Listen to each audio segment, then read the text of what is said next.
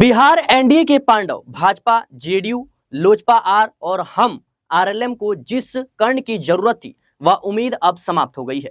महाभारत में कर्ण युवराज दुर्योधन की दोस्ती से बंधा था, तो वो वीआईपी के मुकेश सहनी और नेता प्रतिपक्ष तेजस्वी यादव गठबंधन की मजबूत तार से जुड़े हैं।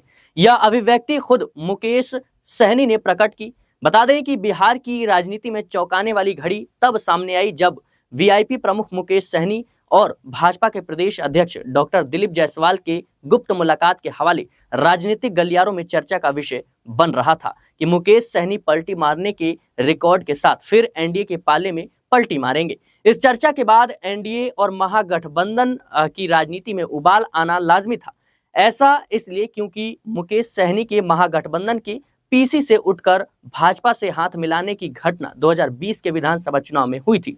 इसलिए इस खबर पर जो है कोई आश्चर्यचकित नहीं हुआ। हालांकि इस मुलाकात के बारे में कहा गया कि मुकेश सहनी के एनडीए में वापस जाने की संभावनाओं पर विचार किया गया।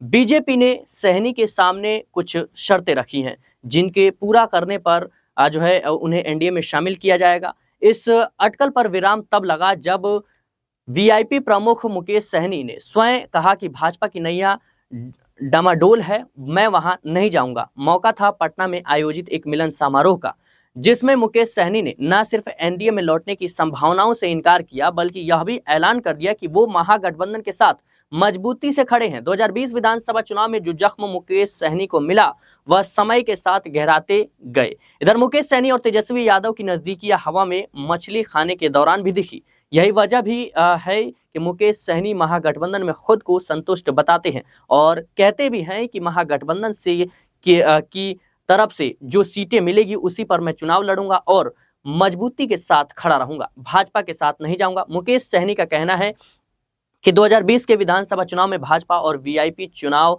साथ लड़े थे। बाद में वीआईपी के विधायकों को भाजपा ने जो है अपने दल में मिला लिया। फिर भी मैं झुका नहीं, भाजपा की चाल अब समझ चुके हैं, अब मैं एनडीए में कभी नहीं वापस जाऊंगा। फिलहाल के लिए इस रिपोर्ट में इतना ही। देश और दुनिया की तमाम खबरों के लिए बने रहना न्यूज़।